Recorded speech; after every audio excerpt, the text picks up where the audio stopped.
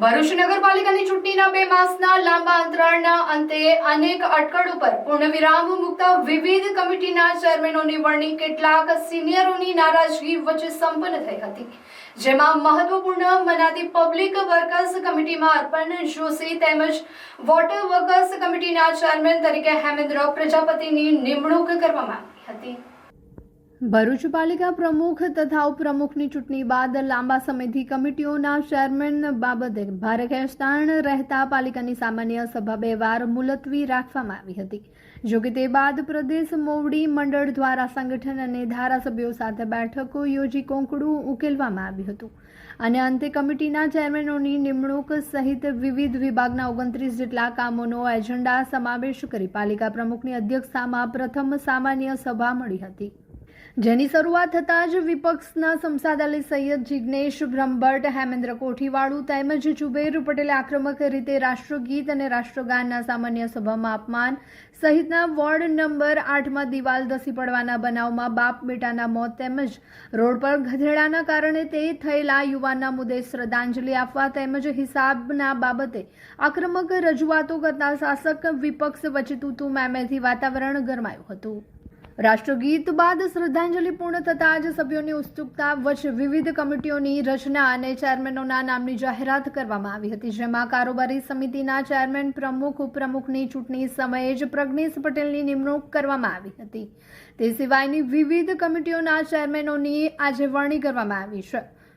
Finance and taxation સમિતિના chairman તરીકે ચિરાગ ભટ્ટ, કાયદા સમિતિ ચેરમેન તરીકે Kajol Vasava, fire and motor garage સમિતિમાં ચેતન રાણા, સમાજ કલ્યાણ સમિતિમાં વિજય મકવાણા, સોપ એન્ડ એસ્ટાબ્લિશમેન્ટ સમિતિમાં વિસ્તૃતિ દૂધવાળા, લાઇટ સમિતિમાં ભાવિન પટેલ, સેનિટરી સમિતિમાં જિગીસા પટેલ, મેડિકલ સમિતિમાં ભાવિન ખારવા ઉપરાંત મહત્વપૂર્ણ મનાતી વોટર વર્કર્સ સમિતિમાં ગટમાં લાઇટ કમિટી ચેરમેન તરીકે ઉત્કૃષ્ટ કામગીરી કરનાર હેમેન્દ્ર પ્રજાપતિ અને પબ્લિક વર્કર્સ સમિતિમાં અર્પણ જોશી વખત વિજેતા થયેલ હેમુબેન પટેલ અને બાગ બગીચા સમિતિમાં હેમાંગી મિસ્ત્રીની નિમણૂક કરવામાં આવી હતી।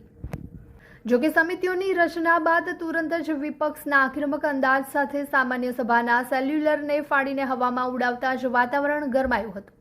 તે દરમિયાન શાસક પક્ષે અન્ય તમામ એજન્ડાને બહુમતીના જોરે મંજૂર કરી રાષ્ટ્રગીત શરૂ કરી દઈ અડધા કલાકમાં સામાન્ય સભાની કામગીરી સમેટી લીધી હતી।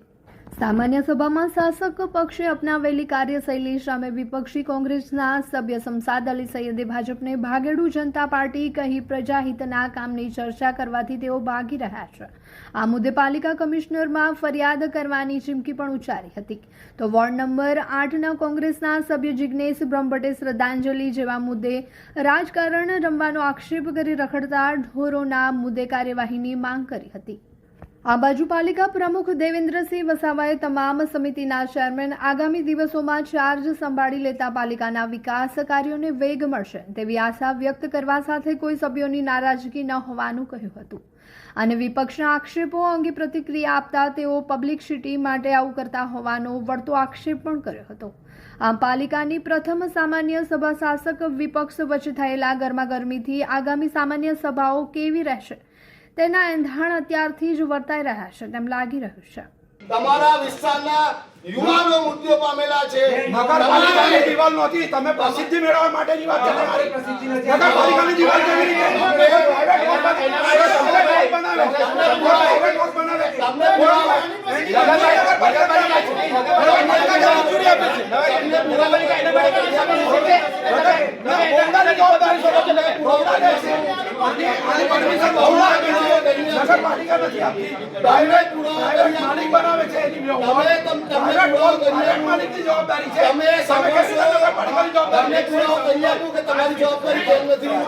દરેક ચેરમેનોને હું અભિનંદન પાઠવું છું।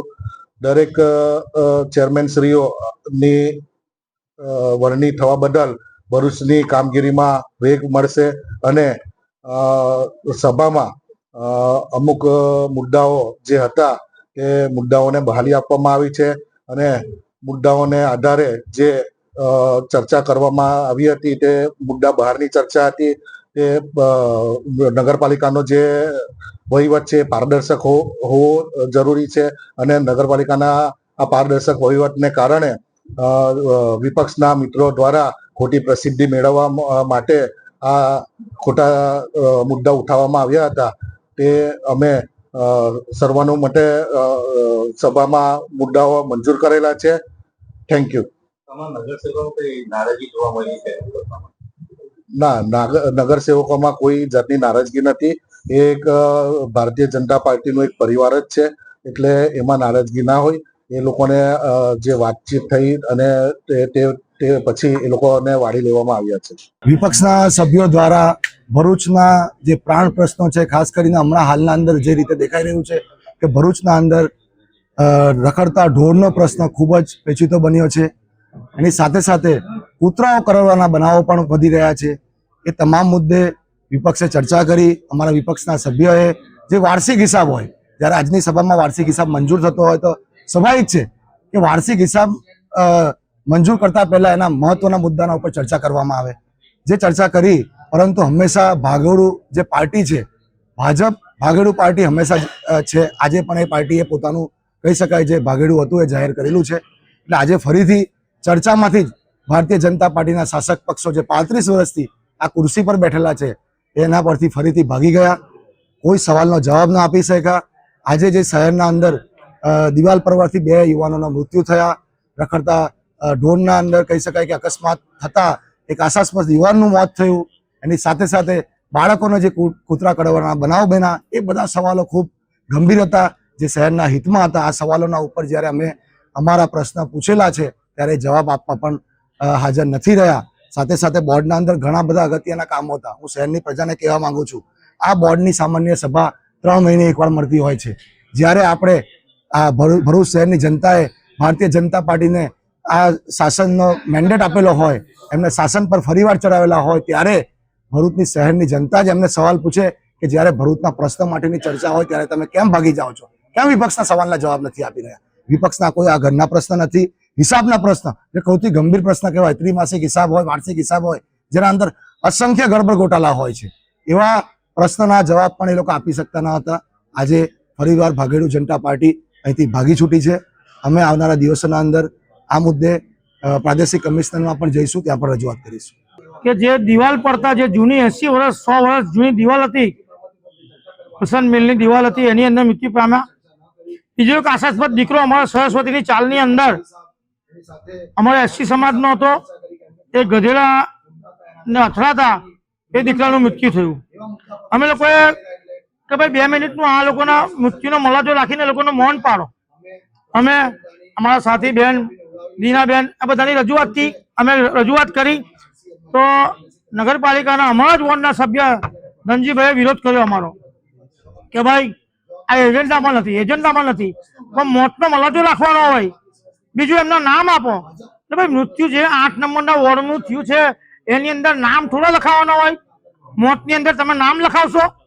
નામ લખાવવા માટે તો તમે એમના ઘેર જાઓ. નગરપાલિકાના ચોપડે ઓલરેડી મરણના દાખલા નીકળી ચૂકેલા છે, પછી નામ લખાવવા શા માટે આગળ રાખો છો?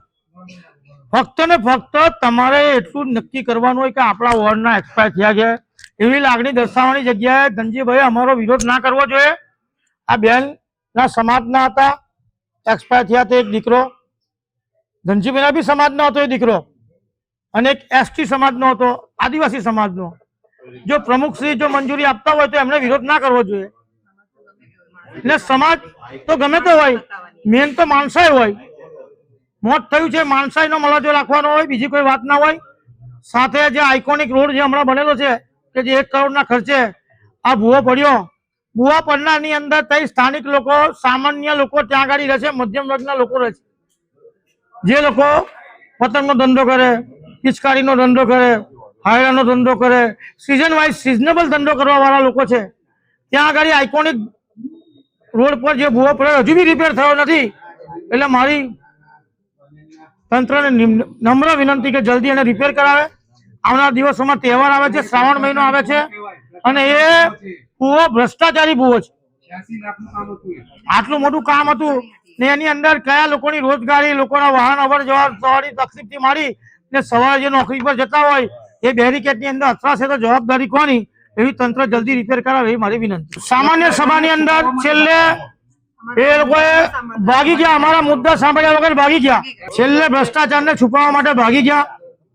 અમે અમને નમ્ર વિનંતી કરી કે આ પ્રજાના પ્રશ્ન છે ભાઈ, પ્રજાના પૈસાનો હિસાબ છે, લોકોના પૈસાનો હિસાબ છે, ટેક્સેબલ લોકોના હિસાબ છે. જે લોકો નળ વેરો, ગટર વેરો, લાઇટ વેરો, સફાઈ વેરો, વ્યવસાય વેરો જે ભરે છે એ પૈસા આપણે કઈ વાપરેલા છે એ અમે હિસાબ તંત્ર પાસે નતો માંગ્યો, અમે માંગેલો ફક્ત ને ફક્ત ચીફ ઓફિસર પાસે. તો ચીફ ઓફિસર નું ઉપરાળું લઈ અને એ લોકોએ સભા દરખાસ્ત કરી અને સભા પૂરી કરીને જતા રહ્યા. આની સામે અમે 258 ની અંદર જે આગળના જે અધિકારી છે SMC ની અંદર જઈશું અને બનશે આની અંદર કોર્ટમાં છેક સુધી લડીશું કે પ્રજાનો પરસેવાનો પૈસો છે, નથી કોઈ કંપનીનો પૈસો. હાય.